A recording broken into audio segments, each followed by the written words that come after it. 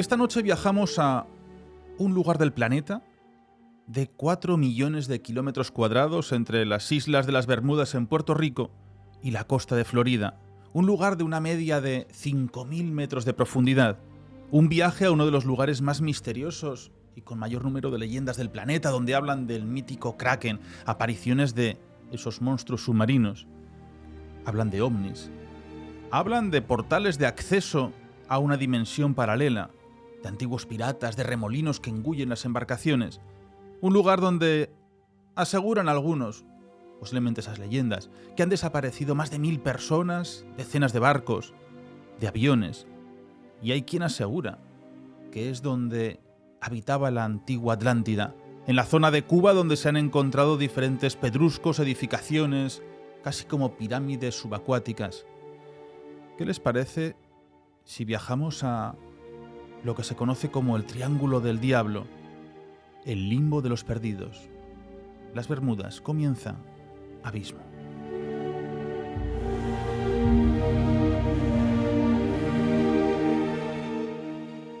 Pues muy buenas noches. Hoy estamos aquí llenos de invitados.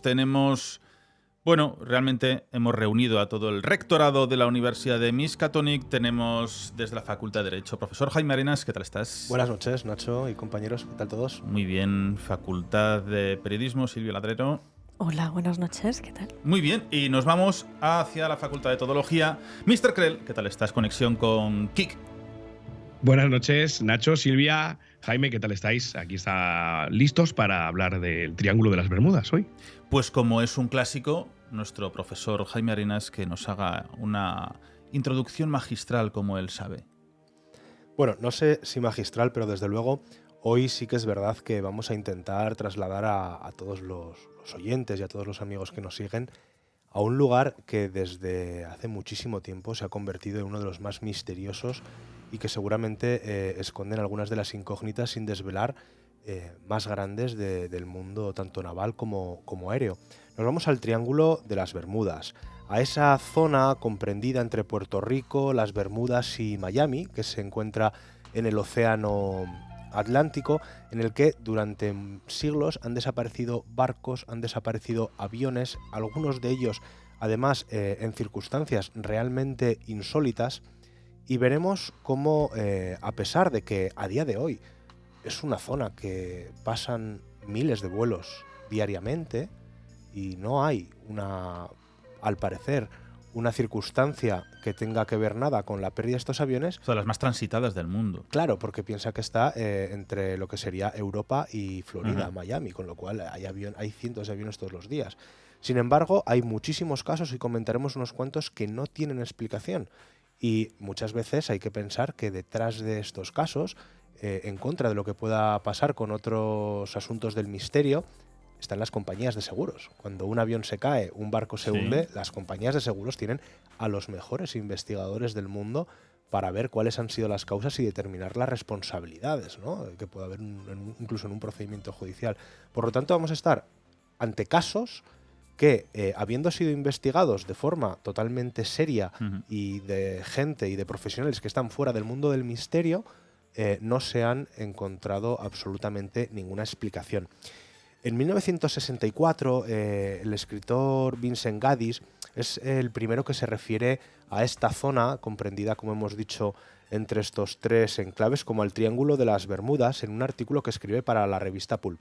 Es verdad que en 1950 Edward Van Wyck ya había nombrado a esta zona como el Triángulo del Diablo, que es como tú la has nombrado en la introducción, y que a mí quizá me gusta más, ¿no?, que llamarle simplemente el Triángulo de las Bermudas. ¿Y por qué el Triángulo del Diablo? Porque la historia de naufragios y de accidentes, o mejor dicho, desapariciones aéreas, es abismal. Es verdad que hay un hecho, el del vuelo 19, que luego comentaremos y detallaremos, es el que quizás da pie en el siglo XX a que renazca la leyenda, o que quizás se haga más popular. Y además luego están también las desapariciones del Star Tiger en el 48 y del Star Ariel en el 49, que tampoco ayudan a que el tema pase desapercibido, que son las que principalmente, a través de artículos periodísticos y posteriormente ya libros, películas, incluso series, son las que hacen acrecentar una leyenda bastante actual. Pero sin embargo, la historia de desapariciones de barcos y naufragios comienza desde el primer momento en la que los europeos llegan a América y empiezan a transitar barcos, tanto a vela al principio como a vapor después, por esa zona. Silvia, ¿sabes que hay más de 12 triángulos repartidos por el mundo donde se consideran malditos? Ya estuvimos hablando de uno que fue el Triángulo del Silencio, el que transcurre en el Mediterráneo entre el Peñón de Ifach, que iría a Esvedra, luego llegaría a Sollers, ¿no? en Mallorca. Pero hay un sinfín, ¿no? de estos lugares que parecen pues marcados por lo inexplicable, y este es uno de ellos, sin duda, creo que el más clásico de todos.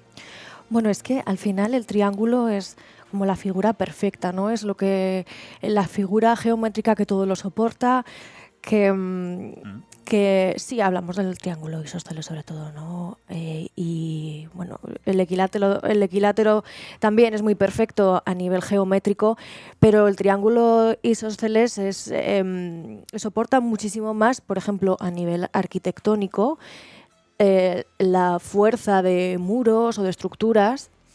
Entonces, pues siempre va a terminar conectando puntos de fuerza. Entonces es algo que de siempre se ha estudiado en multitud de campos científicos y que al final, si tú conectas 3 puntos que estén próximos entre sí, es muy fácil también que te salga un triángulo isósceles. Entonces, bueno, pues es una figura muy interesante.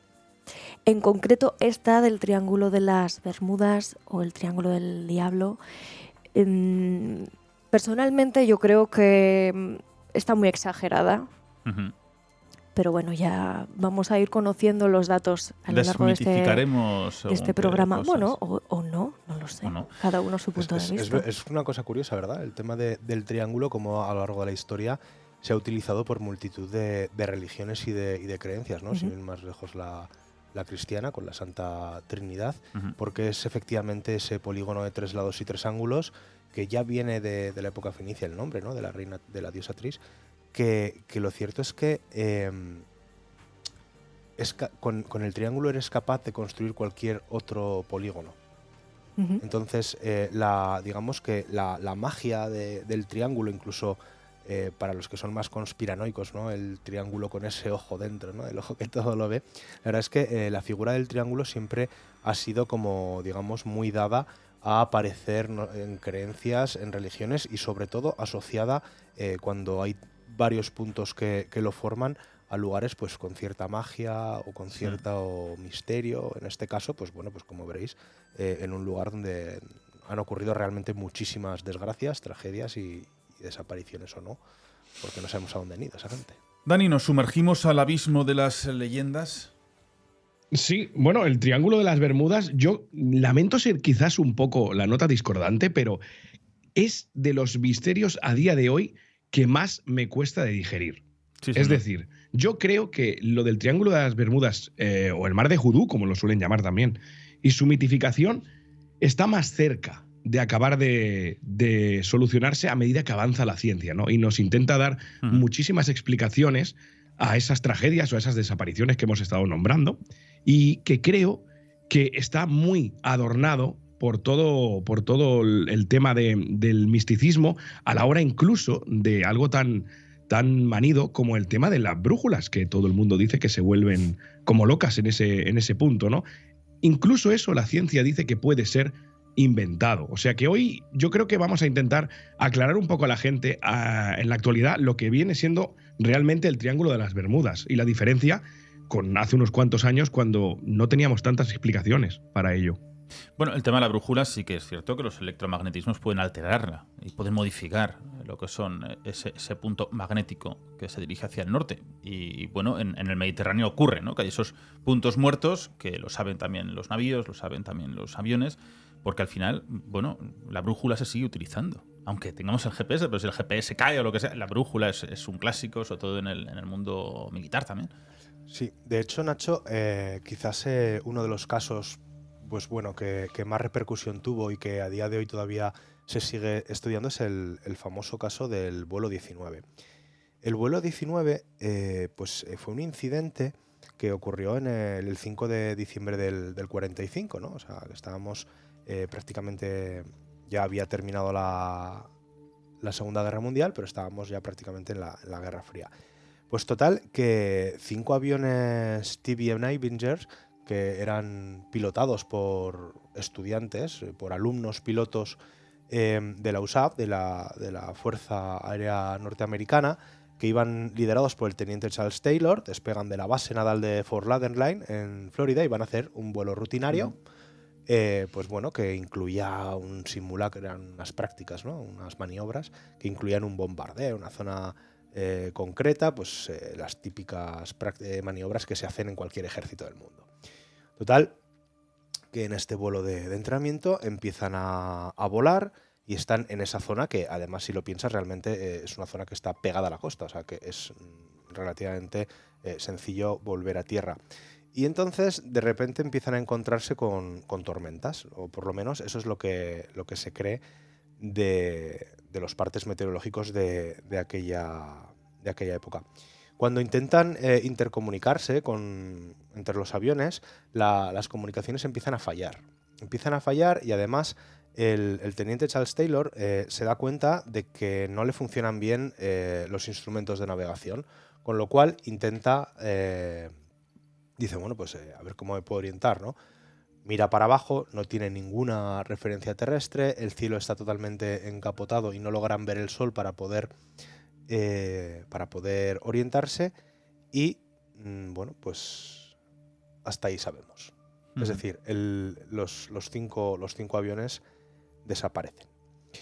Posteriormente, como eran aviones militares, pues como te puedes imaginar, salen unos cuantos aviones de rescate, así como barcos por la zona, y uno de los aviones que va a rescatarlos, que era un Mariner, una especie de un hidroavión bastante grande, también desaparece. Y además desaparecen sin encontrarse rastros. Claro. Era un hidroavión, ¿no? El que fue al rescate. Sí, bueno, fueron varios, pero uno de ellos, sí. Un PBM Mariner, es el que desapareció. Claro, aquí puede haber muchísimas causas. La primera de las causas es que hubiese un error en la navegación, es decir, ante las malas condiciones climatológicas, el teniente que era el que lideraba el escuadrón se confundió y en vez de tomar dirección a tierra, tomó dirección al centro del Océano Atlántico. Obviamente esos aviones no tenían una autonomía suficiente como para poder cruzar el Atlántico y en un momento determinado se quedarían sin combustible y cayeron. El otro es porque hubiera problemas atmosféricos, es decir, unas tormentas muy fuertes que tiraran abajo los 5 aviones y que luego tiraran posteriormente también el Mariner. A mí eso me cuesta más creerlo. Yo personalmente, teniendo en cuenta que ni siquiera se han encontrado restos o no se encontraron en aquella época restos de los aviones, lo que yo personalmente creo que pasó, es que algún tipo de anomalía electromagnética hizo que fallaran los instrumentos de navegación y esos aviones empezaron a volar hacia una dirección de mar abierto. Estos aviones, los Avengers, eran conocidos porque estaban muy reforzados, eran prácticamente como tanques, ¿no? Podían dispararles y volver a base, repostar y volver a volar, porque realmente eran muy, muy robustos, pero esa robustez en el aire y esa fortaleza que les confería frente a los ataques enemigos, lo que hacía era que a la hora de amerizar fueran muy pesados. Entonces, yo lo que creo que pasó en este caso, aunque como te digo, la propia Fuerza Aérea de Estados Unidos sigue teniendo este expediente como desaparecidos por causas desconocidas, yo lo que creo que pasó es que intentaron amerizar y amerizar por la noche en un mar que si había tormentas puede ser bastante complicado, y con el peso de estos aviones, esos pobres chavales, esos pobres alumnos que estaban realizando ese vuelo de entrenamiento se hundieron, sus aviones obviamente se hundieron y ellos perecerían en el mar. Algo similar le pasaría seguramente al PBM Mariner, con la diferencia de que el hidroavión era conocido porque con una pequeña chispa, un pequeño fuego a bordo, tenía tendencia a explotar. De hecho, los dejaron de fabricar por lo peligrosos que eran. Y uno de los aviones que participó en el rescate dijo haber visto una bola de fuego en la zona que debería haber estado ese Mariner, con lo cual podemos estar hablando en el primero de los casos de un error de navegación que lleva a la falta de combustible, amerizaje de emergencia y hundimiento de los aviones, y a 5.000 metros es complicado, por no decir imposible, encontrarlo, salvo que pases el sonar justo por encima. Y en el caso del Mariner, seguramente una explosión durante el vuelo de reconocimiento y rescate, aunque también es cierto que tampoco se encontró ningún resto. Y esa es una de las circunstancias más curiosas del Triángulo de las Bermudas, que aunque le podamos dar o podamos aproximar una explicación más o menos razonable, lógica, que tenga un sustento científico, luego no se encuentran los restos. Que pasa un poco como el viaje el vuelo del Malaysian Airlines, ¿no? Este tan famoso, que el avión desaparece y se encuentran 2 restos o 3, y dices, pero bueno, a ver, que es un avión enorme, que es que hay muchas cosas que flotan, o sea, desde las maletas hasta ropa de los propios tripulantes y pasajeros, el transportador de la caja se apagó. Bueno, pues en este caso pasa un poco parecido, que se pierden y no se encuentran restos, y cuando no se encuentran restos es algo muy, muy, muy raro, porque siempre hay algún resto que sale a flote. En el caso del Mariner sí que dicen, este avión que vio una bola de fuego caer al mar, que vio una mancha negra que podría ser combustible que hubiese emanado, que hubiese brotado de los depósitos del Mariner al impactar contra el suelo, pero lo cierto es que la propia fuerza de los Estados Unidos sigue manteniendo este expediente como desaparecidos por causas desconocidas, no dan por buena ninguna versión. Pero al final, que algo esté desaparecido por causas desconocidas no quiere decir que tenga un origen paranormal o un origen extraño, ¿no? Porque simplemente no se sabe qué ha ocurrido con esos restos porque no se han encontrado. ¿Qué pasa? Que esa es una zona de lo que se llama agujeros azules. Es decir, son corrientes marítimas, porque esa zona alberga las mayores profundidades. Por ejemplo, en la fosa de Puerto Rico, que tiene 8.648 metros de profundidad, el Sansa Jungle. Entonces, yo creo que se junta esto, esas profundidades tan grandes y además completamente verticales, no son profundidades como si fueran, imaginemos un cráter debajo del agua que tuviera esa profundidad, sino que son muy estrechas y completamente verticales, ¿no? Efectivamente, son como grietas. Pero además se suma que existen unas corrientes, se llaman las corrientes del Golfo, en esa zona del Atlántico Norte, y es como si fuese, imaginemos un río dentro del propio océano Atlántico. Tiene, creo que entre 60 y 80 metros de anchura, ese río, y además va de 2 a 4 nudos de velocidad. Entonces, ¿qué pasa? Que si al final tú juntas esas cavidades tan profundas y esa corriente de ese río interno del propio Atlántico, puede ser imposible encontrar ningún tipo de resto que haya impactado contra esa zona marítima. Bueno, Dani, además es una de las zonas donde prácticamente nacen los huracanes más importantes y más potentes que tenemos en el planeta. Sí, además, la ciencia también aboga por eso, ¿no? El choque entre 2 huracanes puede ocasionar esas trombas de agua que dicen que afectan evidentemente a la navegación e incluso a la aviación. Y claro, estamos hablando de encontrar restos, ¿no? Al margen de las profundidades que son brutales, tenemos que pensar que es un área extensísima.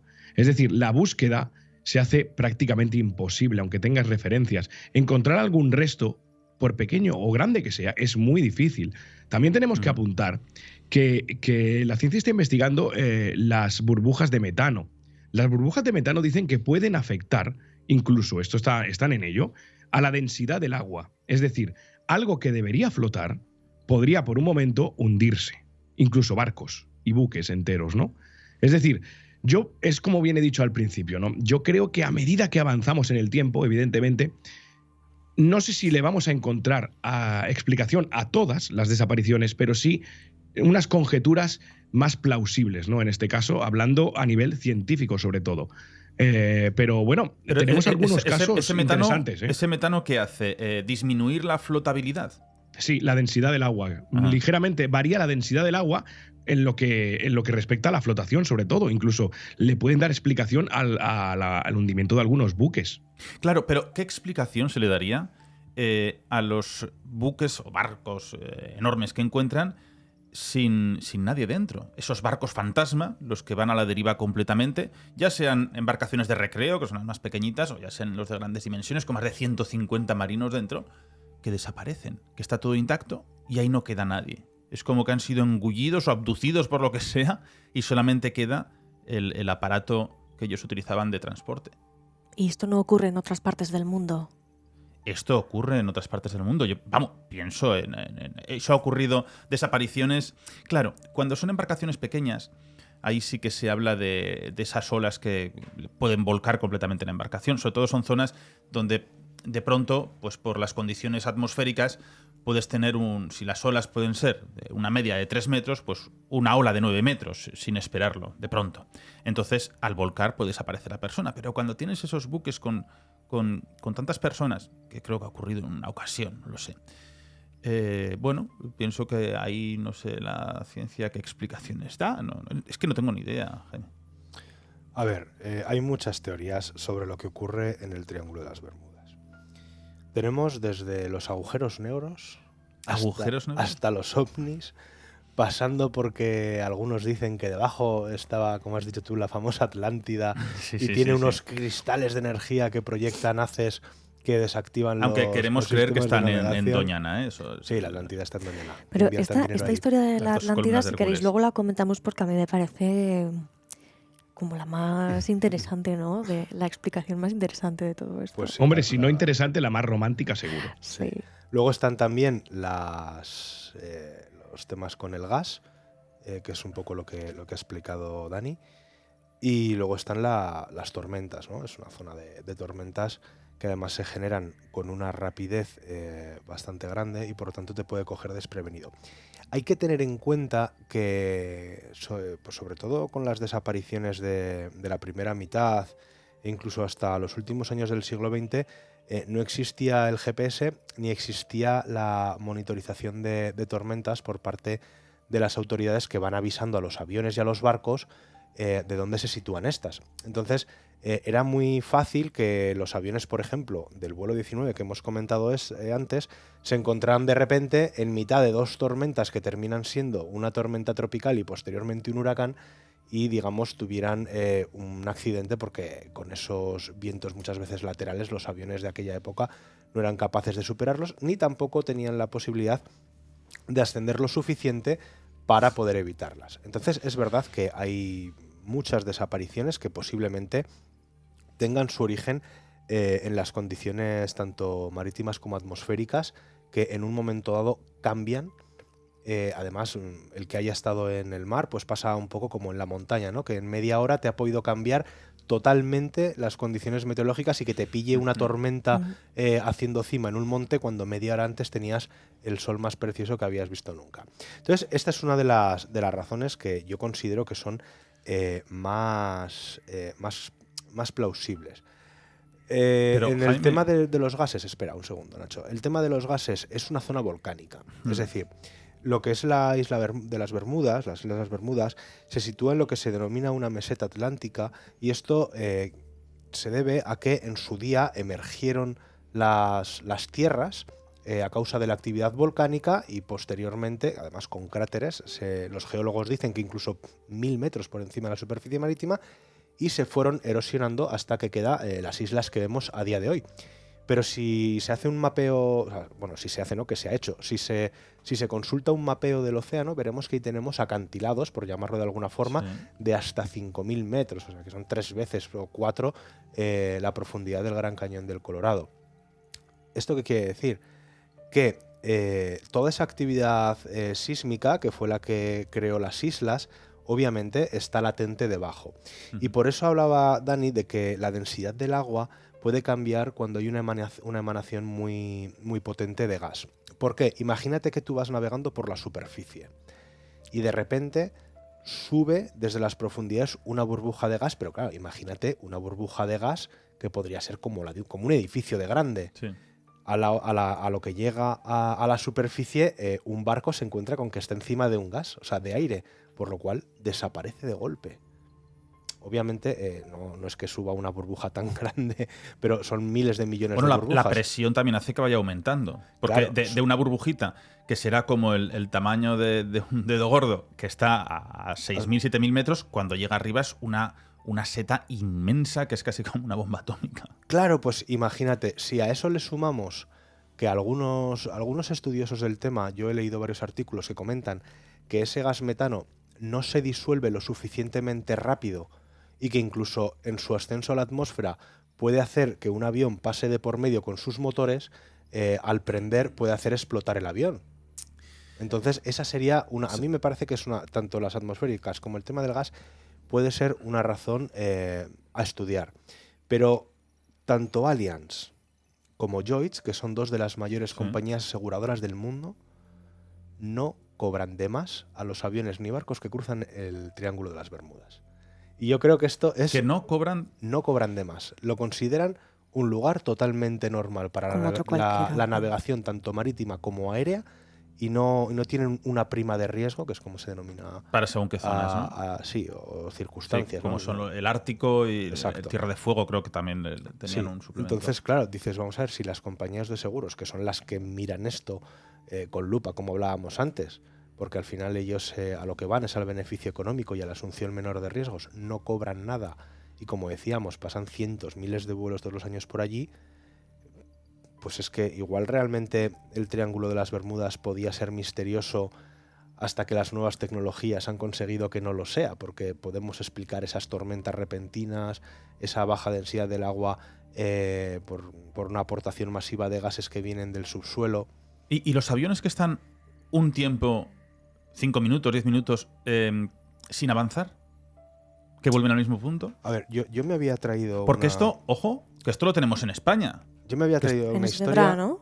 No, esto ocurrió... Había un vuelo, que era el de Aviaco, creo que era el vuelo 502, que fue en el 78, que él salía de Manises, e iba a Santander, iba a Bilbao, pero lo desviaron hasta Santander.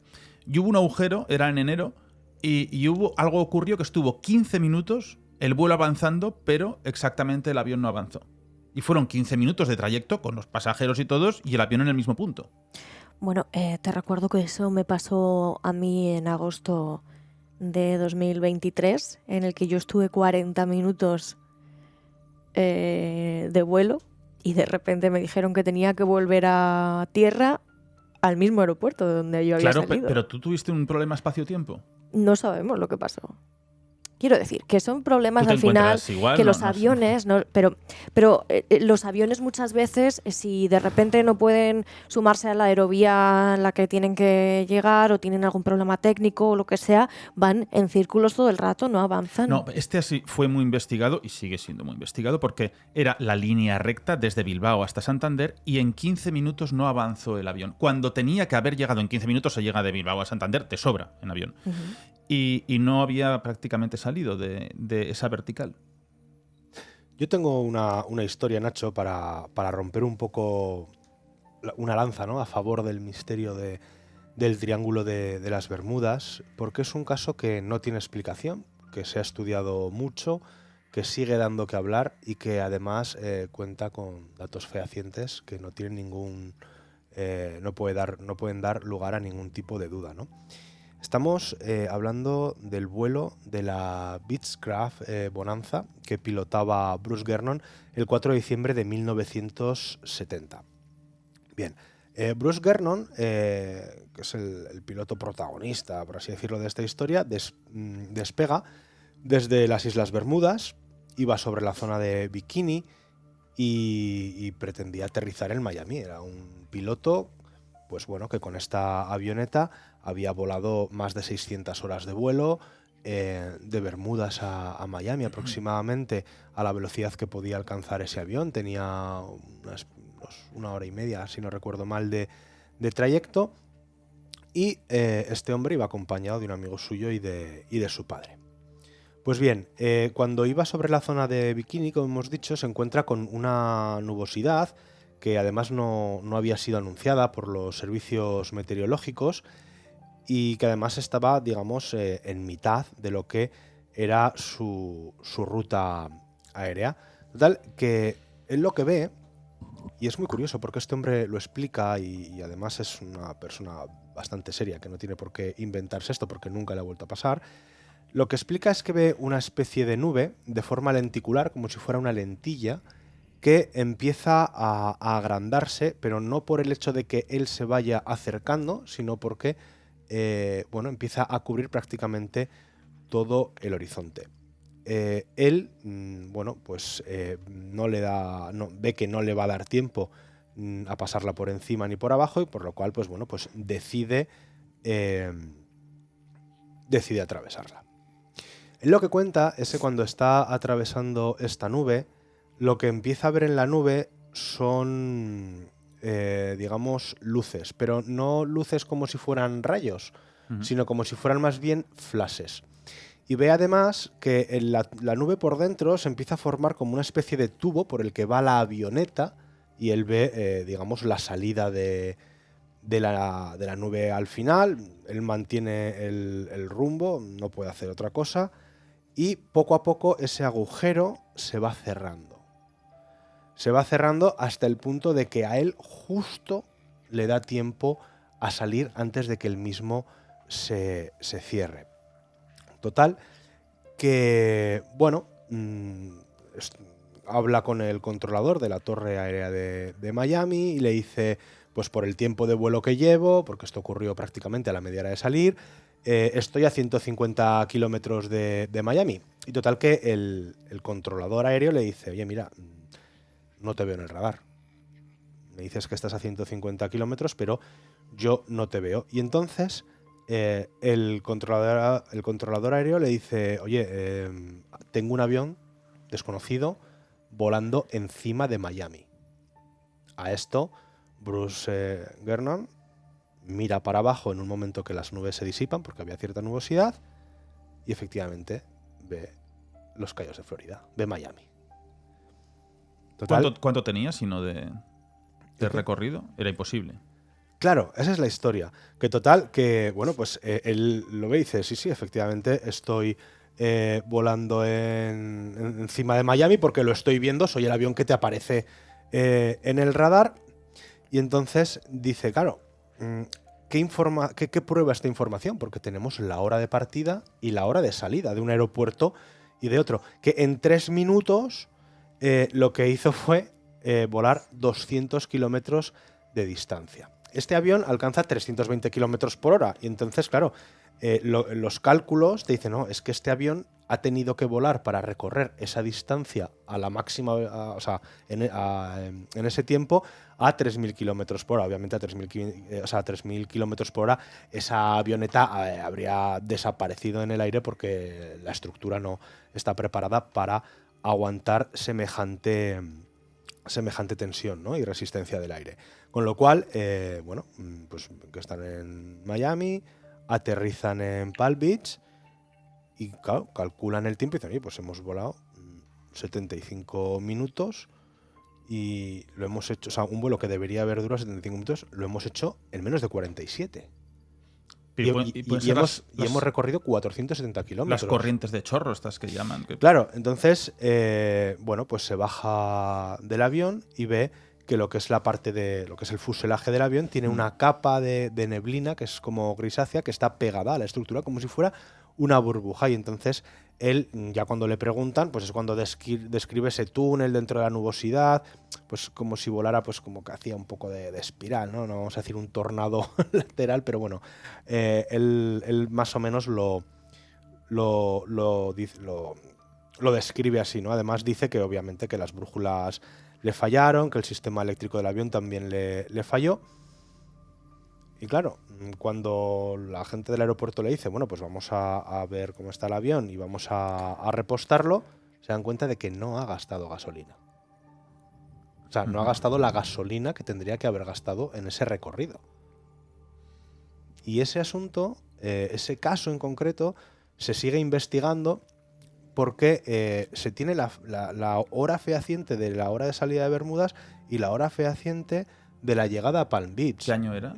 Esto es 1970. 70. O sea, ya no estamos hablando de los años 40 que había menos tecnología. Estamos hablando de que el controlador le vio por radar cuando estaba encima de Miami y antes no lo había visto, de que tenían una comunicación por radio relativamente fluida, de que era un piloto experimentado que había hecho cientos de veces ese recorrido.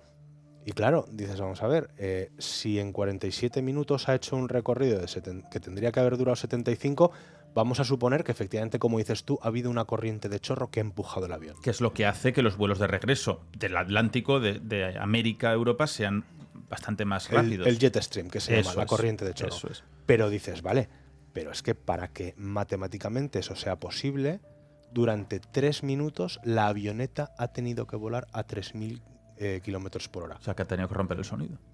Hombre, pero Claro, es imposible pero es que vaya una nave a esa. O sea, una avioneta, velocidad. es que una avioneta, una Beechcraft Bonanza, o sea, iban 3, me parece que es para 4, es de estas pequeñitas, pues eso, que puede volar 4 o 5 horas, hacer trayectos relativamente cortos, se habría deshecho. Una de las explicaciones que se ha dado para este fenómeno que está contando Jaime es que en esa zona es cierto que a ver, en el planeta Tierra existe un polo magnético, el polo norte magnético y el polo norte geográfico, porque todos sabemos que la Tierra está un poquito girada. En realidad, lo que nosotros estamos acostumbrados a representar como que está en la parte de arriba, en realidad está como 20 grados girado. El eje no es recto, Efectivamente, ¿no? el eje de la Tierra está girado 20 grados. ¿Qué pasa? Que en ese punto hay muchas teorías que dicen que se juntan ese polo magnético y el geográfico, con lo cual sí que puede haber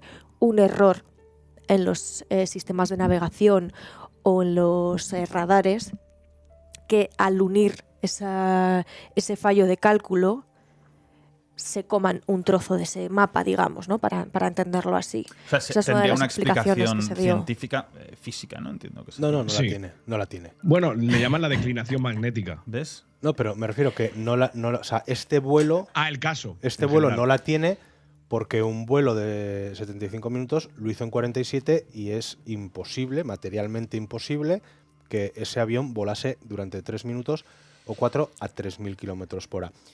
Y ese mismo vuelo, este hombre lo había hecho ida y vuelta muchísimas veces y lo ha vuelto a hacer. Dicen, pues que pues yo qué sé, pues como el que va al pueblo y dice, oye, que es que al pueblo tengo 130 kilómetros y voy todos los fines de semana. Y en vez de 1 hora me ha costado 15 minutos. ¿Cómo puede ser si mi coche no corre a 500 por hora? Sí, que no era el Concorde. Entonces, ese caso es el que, digamos, ha revivido un poco la leyenda del Triángulo de las Bermudas. Porque frente a cualquier tipo de explicación de tormentas, de gases, de tempestades, de errores en la navegación, de choques entre barcos, de mala visibilidad, tenemos un caso con datos científicos y corroborados por las autoridades que hacen que no sea matemáticamente posible el viaje que hizo este hombre. ¿Por qué? Pues es verdad que sí que se detectaron en esa época muchos vientos solares, nubes eléctricas que pudieran, pues, según algunos, haber creado una especie de vórtice temporal, ¿no? Lo que a veces pasa con los aviones, que dicen que no, es que lo que tú decías, ¿no? Es que ha volado o ha estado quieto durante 15 minutos, o este avión de repente se ha quedado quieto. No lo saben, no saben lo que ha pasado, pero por eso lo estudian este caso, porque hay datos fehacientes que dicen que es imposible. Dani, tú decías que sí que existía aquí una opción. Sí, no, pero no me refería al caso en concreto del que está hablando Jaime, sino más o menos a lo que estaba diciendo Silvia de la alteración en los sistemas de navegación y de brújula, claro. Dicen, la ciencia explica esto como la declinación magnética, que es cuando, debido a las corrientes de las capas exteriores del núcleo terrestre, las corrientes metálicas, con un alto contenido en metales, alteran significativamente el norte verdadero del norte magnético. Entonces, es cuando podemos ver ese típico baile que tanto hemos visto de las brújulas. Pero hacía referencia a lo que estaba explicando Silvia, no a lo de Jaime, que me parece un caso muy, muy curioso y sí que es cierto que con, bueno, a priori una muy, muy difícil explicación. Bueno, claro, es que todo el tema aeronáutico es bastante curioso, ¿no? Aquí no hay Kraken. No, además Estas son historias geniales, las de los los Pero es que, calamares. Nacho, ¿Qué? además, el kraken más grande, el Architeuthis más grande que se ha encontrado, 18.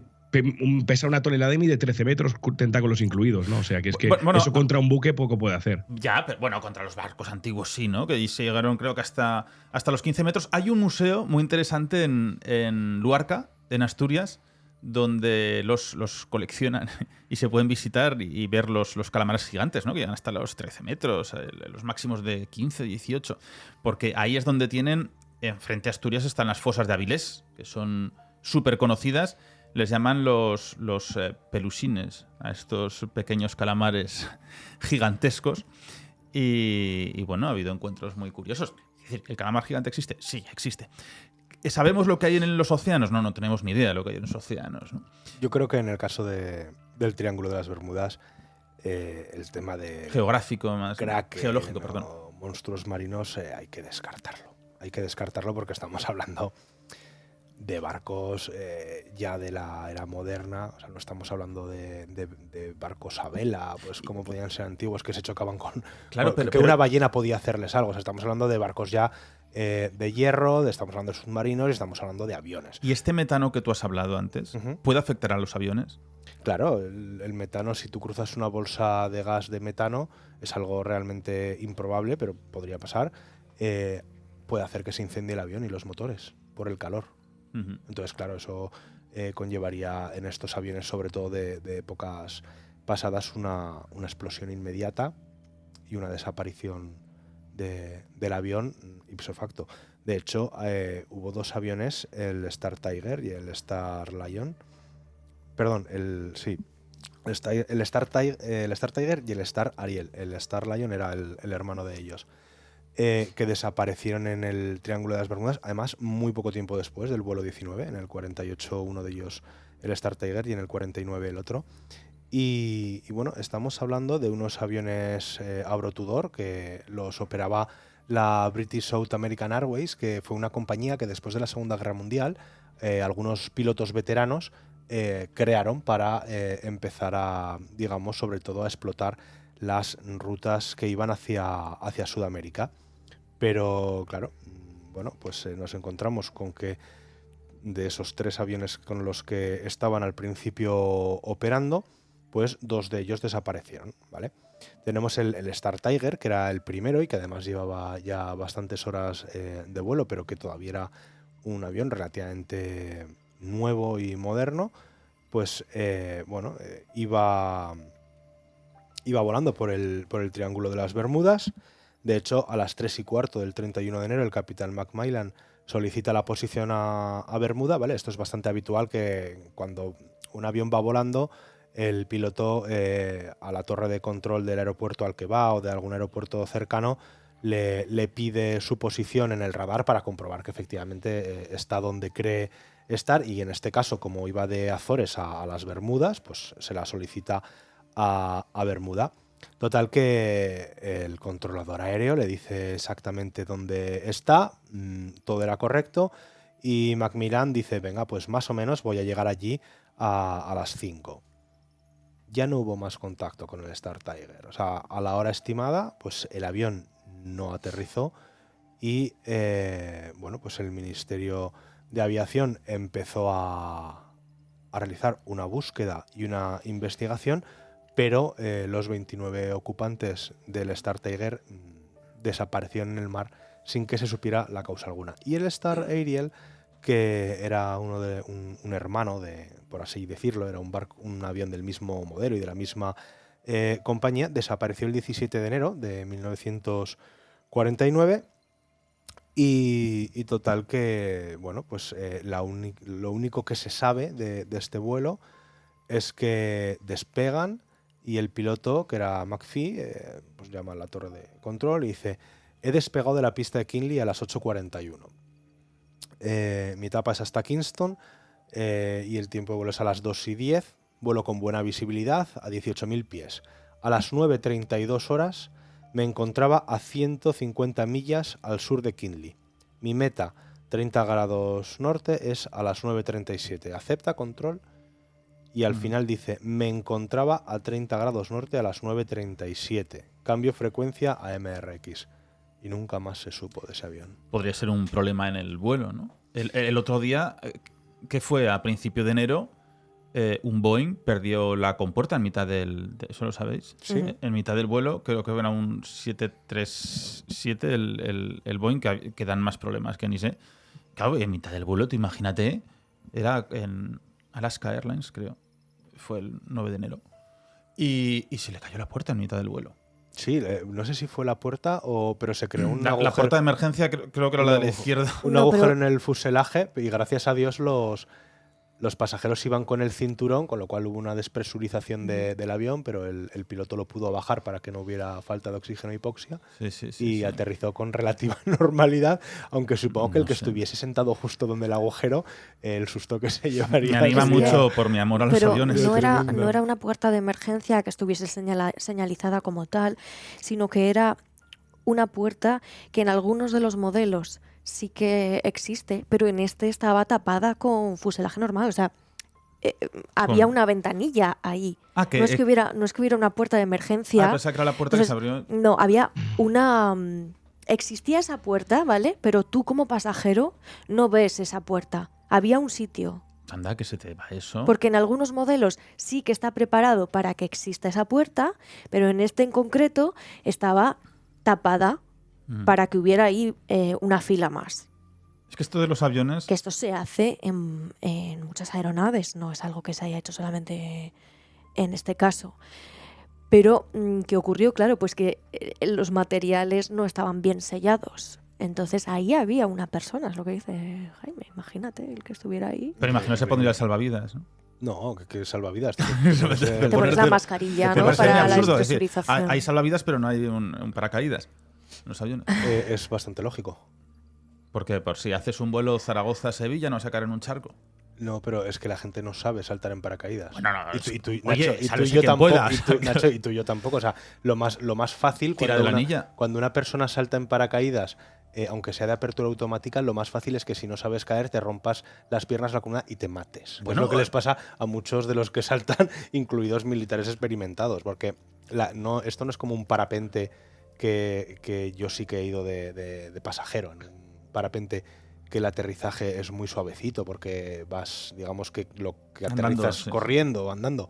Los paracaídas normalmente, cuando vemos ese despliegue de paracaidistas en la Segunda Guerra Mundial o esos saltos masivos de los ejércitos modernos que nos enseñan cuando hacen maniobras, normalmente son caídas en vertical. Si no son paracaídas maniobrables, hay que estar preparado y saber caer, normalmente rodando, para que no reciban tus piernas y tu espalda todo el impacto, porque no es absolutamente nada extraño que se sufran lesiones y bastante graves. Pero y eso incluso con los pilotos que se eyectan de los cazas, que van con el sillón, el sillón que se eyecta y tal, sufren muchas lesiones. Y ya no te cuento si te caes en un árbol, la cantidad de ramas que te pueden atravesar. Además, en una emergencia aérea no se contempla que los pasajeros salten en un paracaídas. Pues a mí me parecería lo más maravilloso.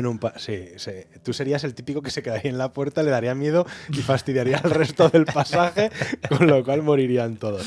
Pero sí que es verdad que hay muchas posibilidades de supervivencia en el mar cuando un avión ameriza, si el amerizaje es exitoso y el avión no se destroza, y por eso es por lo que existen esos chalecos salvavidas. Pero no solamente en el mar. Recordemos no hace muchos años, que además creo que luego hicieron una película, el aterrizaje que se produjo en el río Hudson. Bueno, sí, lo hizo que no se sabe Tom muy Hanks bien, en la película. Que no se sabe muy bien si el piloto es un héroe porque salvó a todos o se le fue la cabeza y le dio por aterrizar en el Hudson, ¿no? Pero lo cierto es que pues la gente salió bien. De la misma forma que los aviones tienen muchísimas medidas de seguridad. Y decías tú que los Boeing fallaban mucho. No es que fallen mucho. Además lo habían comentado que tenían bastantes fallos. Pero es que hay tantos miles de Boeings que es normal que fallen. De hecho, si sacas las estadísticas, es muchísimo más peligroso viajar en tren, en barco o en coche que en avión. Sí, pero es cierto que la comparación con Airbus, que al final es la europea, ¿no? El número de accidentes, el índice de accidentes es muchísimo mayor en los Boeing. Eso es que lo europeo siempre mejor que lo americano. Es que creo que lo estaban haciendo en Inglaterra, Jaime. No creo. Hay fábricas de Boeing. Si os parece, a mí me gustaría volver a todas esas creencias, leyendas que intentan explicar ¿Vale? los misterios de la zona del Triángulo de las Bermudas. Por ejemplo, vamos a retomar lo de la Atlántida, ¿no? Porque se supone que la propia Atlántida desapareció porque tenía unos cristales de fuego, unos cristales tecnológicos muy poderosos, ¿no? Que se autotragó a la propia Atlántida. Entonces, se supone que está en esa zona y cualquier vehículo por mar, por tierra, o sea, por tierra no, por aire, que pase por allí, pues esos cristales tecnológicos atraen, ¿no? Y se lo traga. Pero es que además es cierto que se encontraron algunos vestigios, ¿verdad?, con forma incluso de calles en Sí, esa zona. calles, especies de pirámides, edificaciones, las cimentaciones. Es verdad que estaba enterrado bajo la arena y era más complejo verlo con los georradares, pero es muy interesante. Es decir, que sí que ha habido una población Ha habido una ahí. civilización allí. Sí, en esa zona, sí. La Atlántida, recordamos que estaba entre las dos grandes columnas de Hércules. No, estaba más allá de las Más allá de columnas. las columnas de Hércules, que por eso ahí es donde tenemos el estrecho de Gibraltar, que nos viene perfecto a todos. Pero, claro, era también con esa especie de forma circular que tenía. Tenemos que volver a hablar de la Atlántida, que era muy bonito esa investigación. Pero todo lo que se ha mirado en esa zona de la costa de Cuba, sí que se ha encontrado que había habido ahí civilizaciones. Y la teoría de que es una estación interestelar. ¿Cómo? Esta no la conozco yo. Sí, la base extraterrestre del Triángulo de las Bermudas. Ah, bueno. De En hecho, realidad es una zona de captación. sí, hay dos teorías que a mí... Bueno, hablaban incluso de secuestros para experimentos tecnológicos. Claro, a mí me hace mucha gracia porque hay dos teorías sobre el tema de la base... Dani, puedes interrumpir cuando quieras. De la base secreta ovni, ¿no?, extraterrestre ahí en el Triángulo de las Bermudas. Una de las teorías es que, digamos, raptan a los humanos y a su tecnología, barcos y aviones, para estudiarlos y para ver qué pueden hacer con nosotros. Y la otra es que nos, entre comillas, secuestran para librarnos, o sea, y llevarnos a otro sitio más seguro porque el planeta Tierra va a desaparecer, ¿no? Tienes ahí las dos vertientes. Yo personalmente creo que el tema de los ovnis es bastante descartable, pero siempre hay un pero. ¿Os acordáis de los vídeos que sacó el ejército, bueno, la Armada de los Estados Unidos de ovnis? Ujú. Uno de ellos está grabado en el Triángulo de las Bermudas. En las persecuciones estas. Sí. Con lo cual, ovnis en el Triángulo de las Bermudas hay. Ahora, que haya una base secreta allí, desde la que rapten humanos, hagan que se hundan barcos, que se caigan aviones... a mí Es me curioso, parece ¿eh? un poco Tú das descabellado. credibilidad a una base secreta en la Antártida y no aquí. Claro, pero la base secreta en la Antártida sería de seres humanos que tenían los medios y los recursos necesarios para llevarla a cabo, para hacerla. Pero claro, una base subterránea, o sea, subacuática, extraterrestre, de la que salen platillos volantes para, digamos, interceder entre barcos y aviones, me parece que es un poco más descabellado. No obstante, como digo, existe ese vídeo publicado por la Armada de los Estados Unidos en el que se ve como un caza persigue a un ovni, lo que parece ser, ¿no?, una especie de nave que no se ha podido identificar, y es precisamente en esa zona, con lo cual, bueno, pues no se puede descartar al 100%, pero yo creo que no. Yo creo que el Triángulo de las Bermudas tiene una explicación para la mayoría de los casos científica y lógica. Pero es verdad que tenemos algunos casos, como el que os he contado de Bruce Jernon, que no tienen explicación. ¿Y por qué no tienen explicación? Porque quizás no conozcamos el fenómeno que hace que estos sucedan.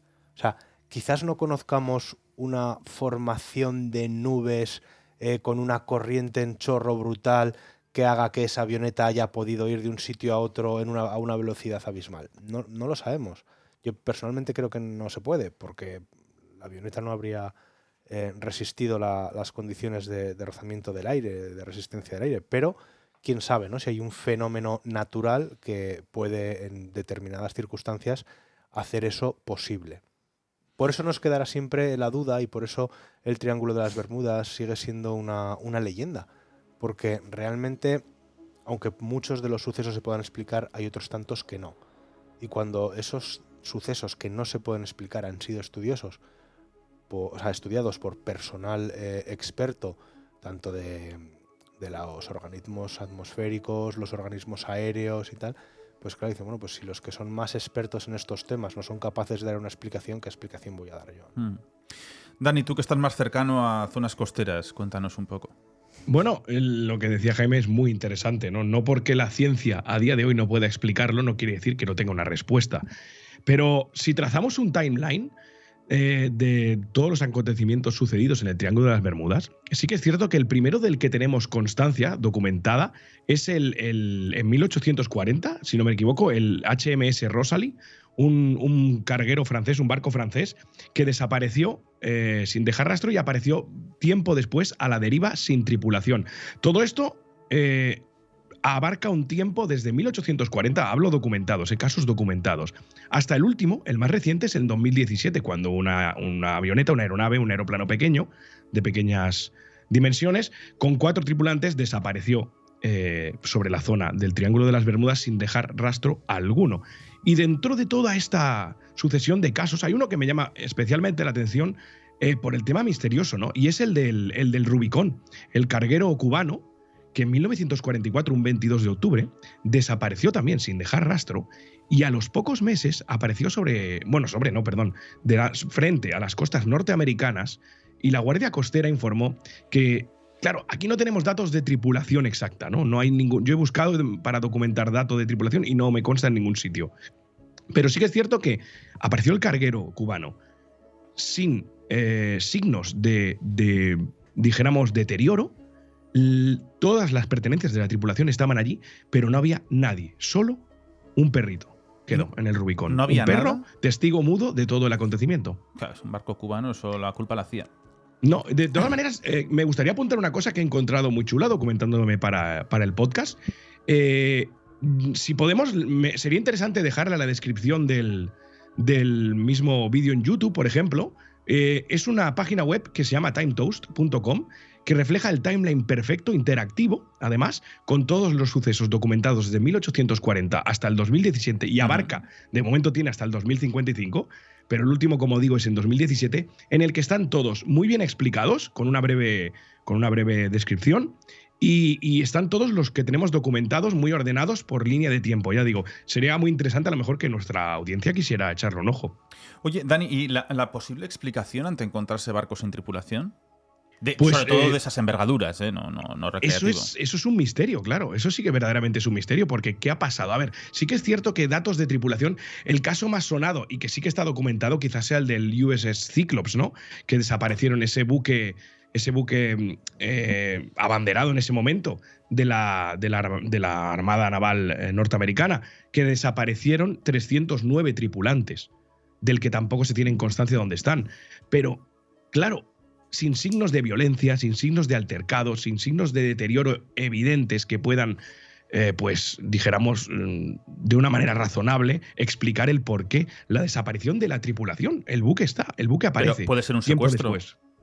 ¿Puede ser? Un secuestro. Un secuestro de 309 personas sin pedir rescate alguno. Militares. Militares, ¿te parece raro? A mí me parece, cuanto menos, raro.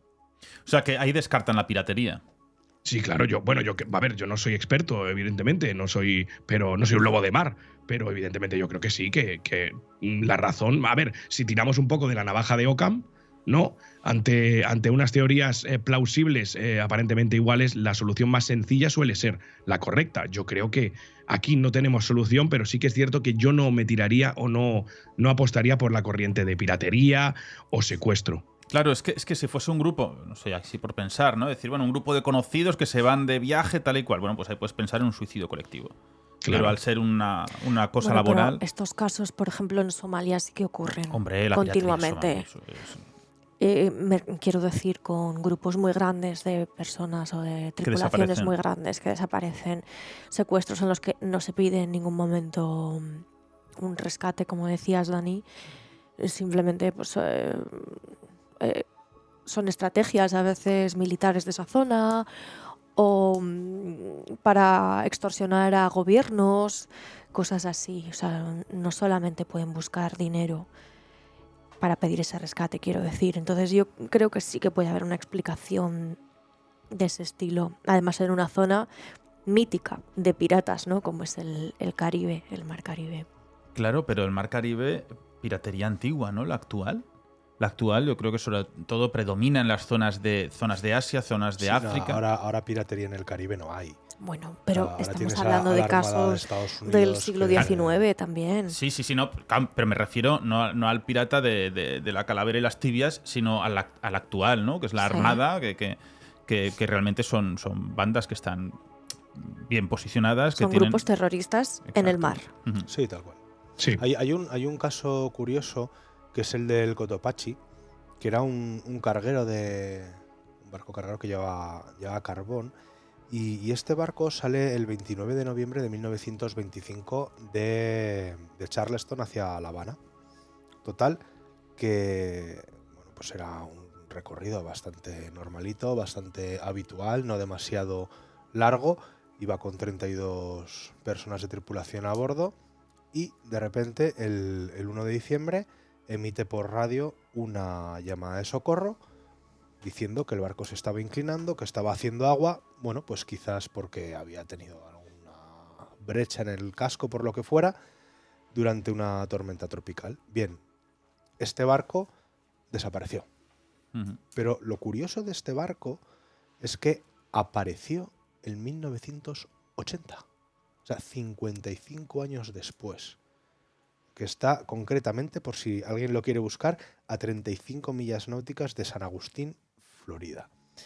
Es decir, este barco, que además hay bastantes fotos, porque lo identifica, aunque lo encontraron en 1980, hasta 2020, 40 años después, no lo lograron identificar de verdad.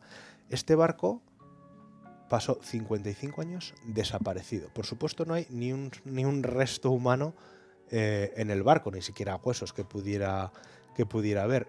¿Y qué ha pasado con ese barco durante 55 años? Porque obviamente si estuviese en el lugar donde se ha encontrado, se habría encontrado muchísimo antes, ¿no?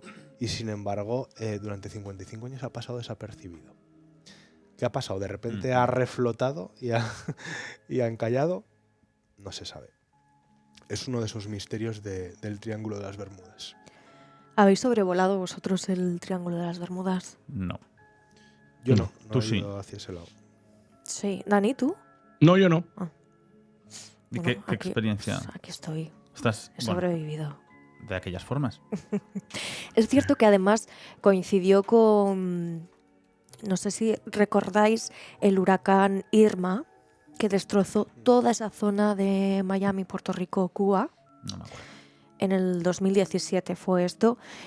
Fue un destrozo brutal.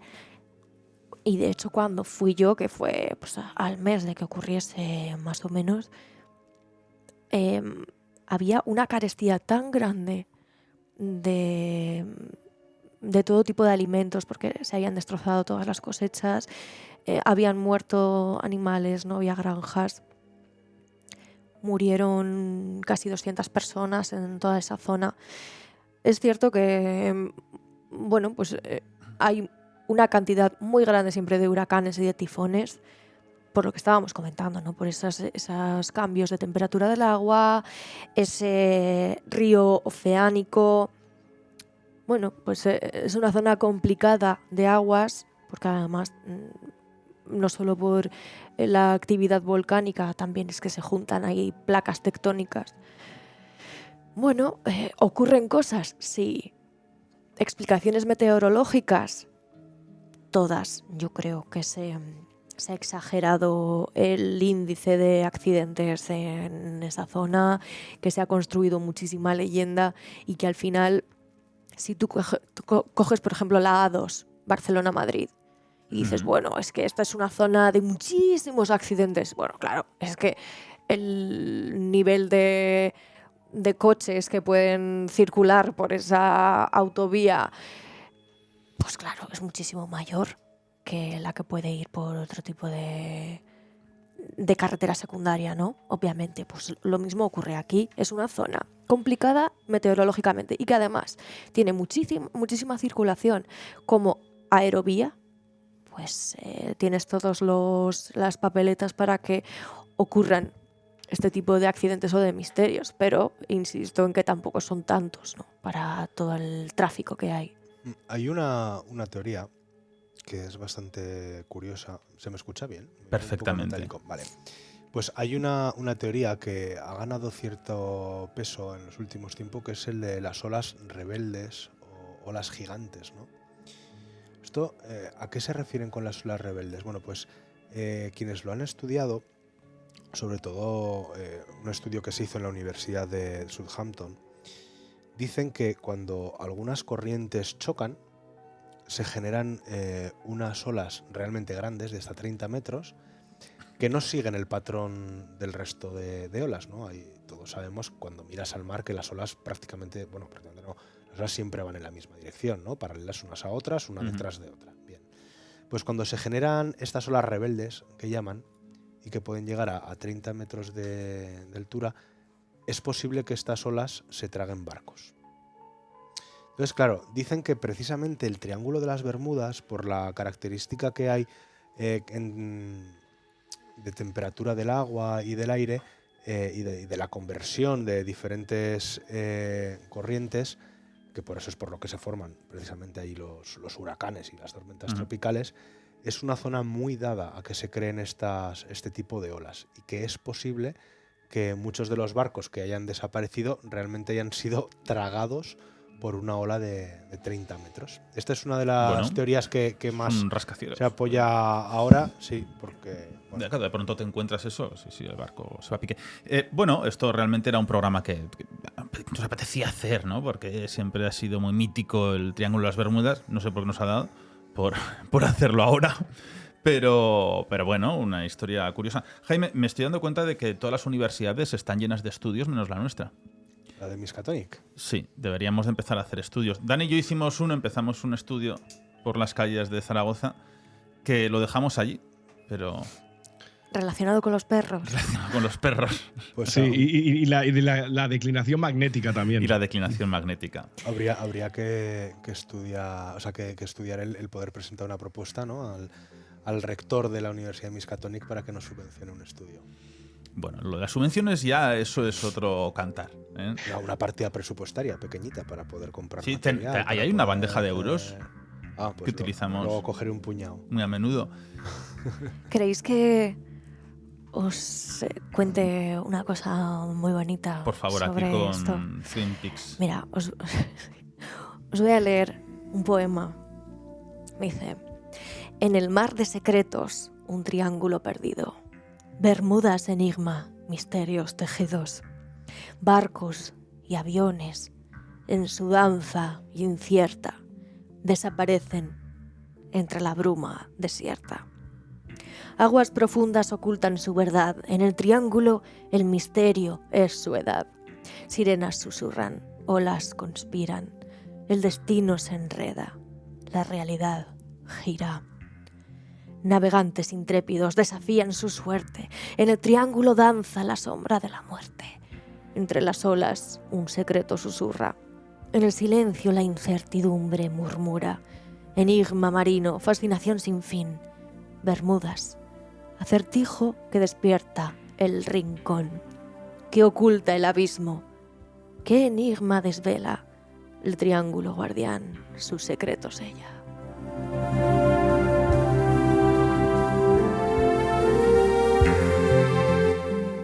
¿Cómo se nota esos doblaje? Nuestra actriz de doblaje, es verdad. Hombre, ahora mismo no estaba locutando. Bueno, pero es... Pues ¿sabes quién es el magnífico autor de este poema? No. ChatGPT. No, madre mía. ¿Sí? Estamos literalmente condenados. Oye, ¿sabéis que yo no lo he utilizado más que un día que hice un programa, bueno, lo hicimos ahí en Monzón? En Monzón. Monzón. Y sí, no lo he vuelto a utilizar. A ver, viene bien ChatGPT a veces para, sobre todo, pedirle resúmenes, pedirle extractos. Luego tienes que comprobar lo que te dice, porque a veces falla y normalmente tienes que ampliar la información. Y lo que es importante también es cuando tú le pides que te haga algo, es detallarle muy bien lo que quieres. Claro, cuanto más datos le das tú. Claro, cuantas más variables le metes, el algoritmo mejor funciona. De hecho, yo una vez hice una prueba para ver hasta qué punto se le podía, digamos, engañar a ChatGPT. Porque si tú le preguntas a ChatGPT cómo puedo matar a alguien con un cuchillo, la respuesta que te va a dar es que ella no puede proporcionar información sobre cómo hacer daño a los demás. Entonces dije, vale, ¿cómo puedo defenderme con un cuchillo? Y entonces ChatGPT me explicó perfectamente cuáles eran los movimientos y la forma de coger el cuchillo para defenderme. Bueno, pues de la misma forma que se le puede engañar para que te dé respuestas para las que no está programada, engañar entre comillas, puedes, digamos, engañar un poco al algoritmo. Hay que mirar con lupa lo que te pone ChatGPT porque a veces te da datos que son falsos, da por buena información que no lo es, porque al final no es más como que Wikipedia.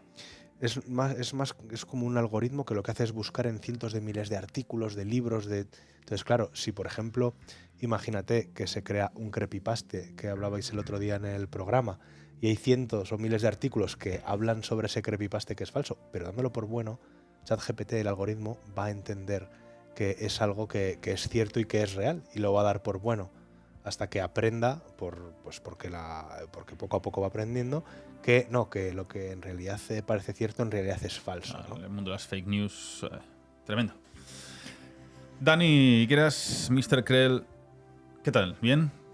Sí, muy bien. Un capítulo de abismo muy interesante, creo, la verdad. Hemos arrojado un poquito de luz a ese triángulo. Me parece precioso el poema que ha generado Silvia con inteligencia artificial, la verdad, estaba valor absorto. Artístico no es que tenga, pero Sí, muy bonito. No, pero rima, sí, pero sí, rima. sí. Sí, claro, ese es el problema, que parecen rimas de colegio, pero oye, se ha portado muy bien. Me lo ha hecho en 0,003 segundos. Magnífico, magnífico.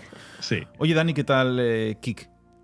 Bien, ahí estamos, peleando por abrirnos un hueco en ese mundo del streaming / creación de contenido. Pero muy contento, la verdad, muy contento porque cada vez estamos generando una comunidad muy chula, somos más gente apasionada por el misterio, los videojuegos de terror, curiosidades. Y es un mundo que, aunque parezca que no, dentro del mundo del stream y de la creación de contenido fuera de YouTube, no está tan extendido. Es decir, no hay tantos streams directos que traten temas de misterio, que los debatan con su comunidad y todas estas cosas. Así que muy contento, la verdad. Muy contento. Nosotros ahora en YouTube hemos creado para los super agradecimientos, los fans y tal, diferentes insignias y emoticonos, ¿no? Desde nocillos hasta ovnis, diferentes abducciones. El señor Barnes aparece también. Muy interesante, muy interesante. ¿El señor cómo? Barnes. El señor Barnes es mi personaje Jason preferido. Barnes. Se dice Barnes. Es mi personaje preferido de Los Simpsons. ¿Sí? Con diferencia. El mío Ralph. Lo tiene todo. El señor Barnes lo tiene todo. Pero ¿y Ralph también? Ralph es un niño tonto sin más. Oye, Jaime, Ralph es Ralph, es el hijo de quién es. Cada uno nos vemos identificados en los A mí me encanta el señor Barnes. O sea, de hecho, del señor Barnes podríamos hacer un episodio solamente sobre el señor Barnes y cómo a lo largo de la serie de Los Simpson lo han ido metiendo en todas las conspiraciones que te puedas imaginar. O sea, desde que es masón en el episodio de los canteros hasta que es miembro de Skull and Bones, como antiguo alumno de Yale que es. Bueno, la verdad es que el señor Barnes tiene cientos de anécdotas que son los típicos clichés de la conspiranoia, ¿no? Como que se inyecta sangre para estar más joven, que eso podríamos ligarlo con el famoso adenocromo. O sea, es una pasada cómo utilizan esa figura para, igual que hizo Kubrick en Ice White Hat, desvelar cositas de las que hace la élite. Y lo que pasa es que, claro, se las atribuyen todas al pobre señor Barnes, que en el fondo es un bendito, porque lo único que busca es el bienestar de su central nuclear y de la producción de energía para Springfield. Bueno, me parece fantástico. A mí también.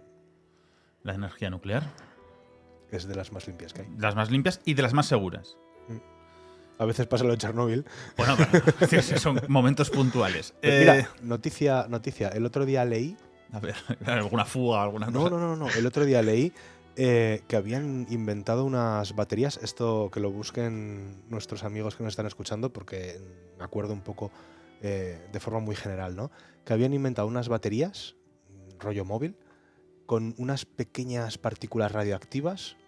Y hombre, no podemos decir que están construyendo baterías con un reactor nuclear, pero que eran baterías que iban a durar 50 años. ¿Ah, sí? Sí, que iba. ¿Y se pueden llevar en el bolsillo? Están. O luego veremos qué es lo que pasa. Están a punto de sacarlas no a la venta, sino de empezar a implementarlas en dispositivos de uso cotidiano, porque dicen que es posible que con eso nos olvidemos de los cargadores. ¿Sabes que dicen que no es bueno llevar el móvil en el bolsillo? Por la radiación. Sí. Bueno, pues, ¿qué se le va a hacer? Y luego eso, ¿qué pasa con eso? En el medio ambiente, ¿cómo te deshaces de eso? Bueno, pues Pues a coges la el basura. móvil, lo llevas al contenedor de residuos radioactivos, que pones Claro. al lado del de cristal y del de Normal. plásticos, y ya está. Residuo radioactivo, pues no sé por qué no lo ponen. Ujú. Y echamos a Jaime también dentro. Para que me haga eterno, gracias a la radioactividad. Bueno, Dani, a las faldas de la montaña mágica. ¿Qué? No, decía nada, que muchas gracias otra vez por dejarme acercarme al Triángulo de las Bermudas con vosotros. Siempre es un placer. Y bueno, el mito del Triángulo de las Bermudas, algo que verdaderamente cada día que pasa está más cerca de, valga la redundancia, desmitificarse. Pero bueno, el ser humano es un poco así, ¿no? Siempre, por muy descreídos que seamos, nos gusta aferrarnos a esa rendija, a ese resquicio de magia, al fin y al cabo, que en algún momento perdimos. Y siempre hay leyendas, como estas de las que hemos hablado en muchos casos, ¿no? El avión que apuntaba Jaime, el Rubicón, todos estos aeronaves y estos buques que alimentan un poco esa leyenda y esa magia sobre un lugar que cada vez la ciencia está más cerca de desvelar. Así que muchas gracias por dejarme participar. Ha sido un verdadero placer. Bueno, a ti por madrugar y conectar. Trasnochar. A ti por trasnochar. No hay de qué. Bueno, un abrazo enorme, Dani. Igualmente, chao, Hasta chicos. Adiós. Profesor Arenas, nos despedimos ya, ¿eh? Buenas noches, Nacho. Vamos a poner músicas. Uy, no quería poner esta. Pero bueno, ya que está, lo dejamos. Silvia, muchas gracias. Hablando de triángulos y abismos, pues siempre es un éxito todo. ¿Tú llevas un triángulo? Yo llevo uno, sí. ¿De? Del diablo, seguro. Ojo. De algo que se marcha ya, pero bueno. Sí. Igual contamos alguna cosa de esos formatos que tú hacías. Bueno, ¿Qué es tanto te han marcado? un Nunca mejor programa dicho. maravilloso que esta semana precisamente llega a su fin en Aragón TV, que se llama Atónitos Huéspedes. Atónitos huéspedes. Bueno, les mandamos un abrazo enorme Sí, porque a todo el equipo. se han hecho cosas absolutamente diferentes, ¿no? En ese formato que poca gente se atrevía y muy pocas televisiones se hubiesen atrevido también a emitir esas cosas tan extrañas de entrevistas y de imágenes y de planos. Pero bueno, hablaremos de ello Está sí que la bien. semana que viene como...